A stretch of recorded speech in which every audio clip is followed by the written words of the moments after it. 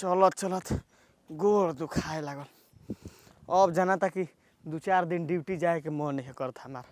2-4 दिन बाद आराम करम, ओकर बादे ड्यूटी होई। ए काजल काजल ई हो के जन कहाँ चल गइल हो। जीव तो मेरा थाकिए गइल बा। चल अब आराम करे दो। अरे बाप रे बाप।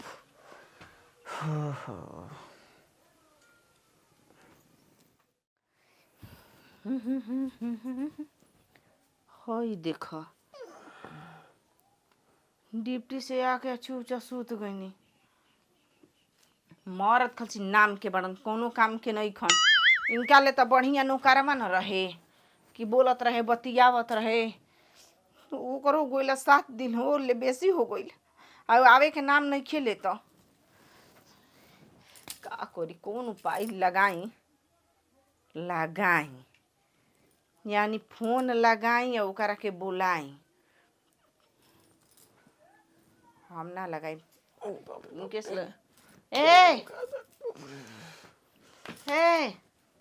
का हो घोड़ा बेच के बनी का ए काजल हट काजल तनी हमर देह दबा न दो। गजबे हाल बरे भैया। हे खसी अपन भलाई मनाई ना। अरे हमरो मन दिल ह बोले बतियावे के। देखो नींद आवा तो चपक के तनी है तेल लगा दे मत तनी पिठिया में हमारा लगा दो तनी हो। ऐसे ही रिवाज रही ना तो कोनो के लेके उड़हर जाई।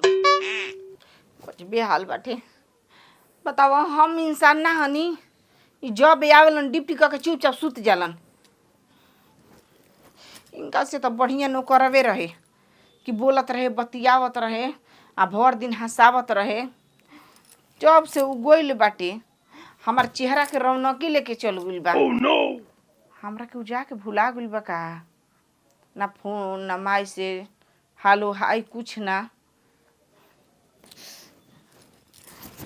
कहिया आई कहिया ना आई ओकरा के आवे के इंतजार ना करब।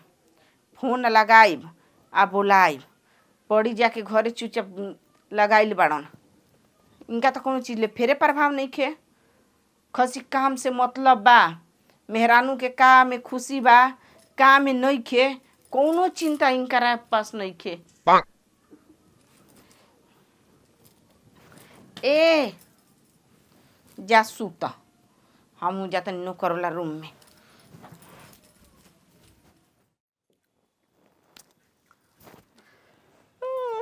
मालकिन मालकिन हो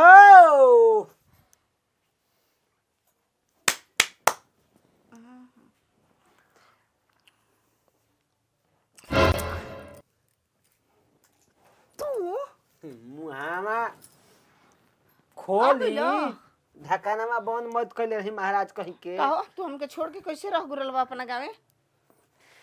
आय का करी याद तो बहुत आवत रहा मालकिन लेकिन याद आवत रहे। तू कैसे रह गुलाबा हो जा। तू का जानत रह कि मालकिन कैसे बाड़ी कैसे नहीं की।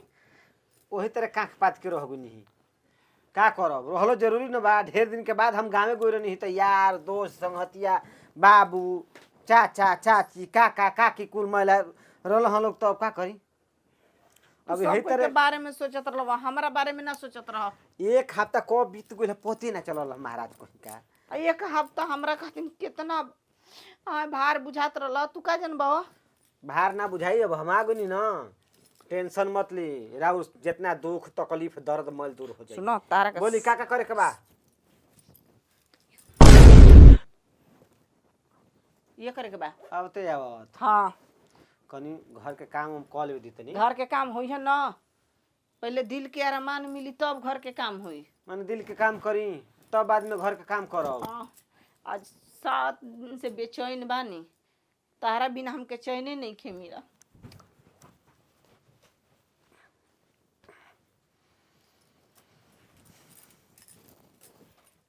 ई बतावा बोले तू नौकर हव ना। हाँ नहीं खेला तारा के मालिक से ज्यादा अधिकार देले बनी कि नहीं देले। तो अधिकार के प्यार देले बनी रहा तब तब तू का जानत रह तारा बिना हम कैसे रहल हई। अब हम जानत नहीं कैसे नहीं रहुआ कैसे रही। एकदम बेचैन रहिए तो बिना एकदम बेचैन लिया हो मालिक कारण हुआ गोर लगता नहीं मालिक। खुश मत रह भगवान का तू मर जो करे बताओ हई एगो नौकर के संग तू हईसन कुल काम करता री मालिक हाँ? गलती हो गई। अरे गलती का हो गई तू कहीं जाकर डूब धस के मर जा अब कबोर और बेड पर ना आई। लेकिन तू नौकर ना खलनायक बाड़े का गलती कोई नहीं बताई मालिक। ना रह जाता रहा ना तो अब रह जाई हे मालिक का अब रह जाई ऊ का हम कहते ना जल्दी तुम्हारा घर से निकल जो अरे नौकरवा तू लेकर जो तो क्या के ये करे के महाराज बेचैन रहे करा बिना ना ना हम कहाँ बेचैन नहीं। हम देखनी हाँ हम ठीक रह नहीं महाराज। बतावा हो हम दिनों राती काम करत करत ड्यूटी जात जात ऑफिस जात जात परेशान बानी दिन रात एक कइले बानी तू हमरा के कामे अइबू हो आ तू दूसरा संग रसरलिया मचावत हड़ू ऐसन बात बा ना हमारे में दोस्त नहीं के रहुआ में दोस्त बा का हमरा में अब दोस्त बा? बताई रहुआ रोज रोज आई बस ही अब सुत दूगो जाई ना हमरा के मिस के बढ़िया मत करा जा ठीक बा हां हमारे देखो जाला पर नमक ना छिड़कल जाला नमक छिड़कल जाला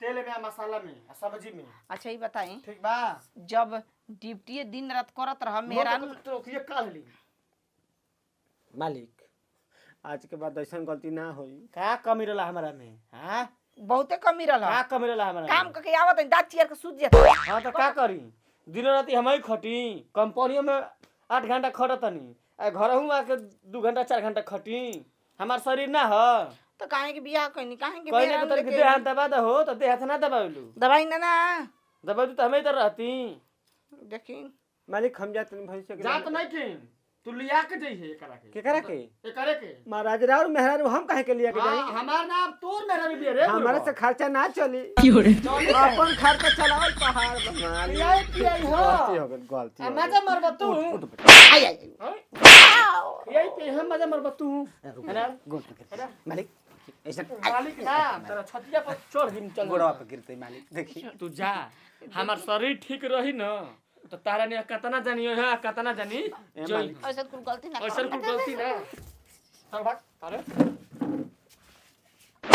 चल भाग जा सर देखी हमार कोनो दोष नहीं के महाराज। हम कहते हैं चल तबे एक हाथ से ताली बजेला ए मालिक मालिक ए मालिक तनी गोली गोली ना ना ना ना ना ना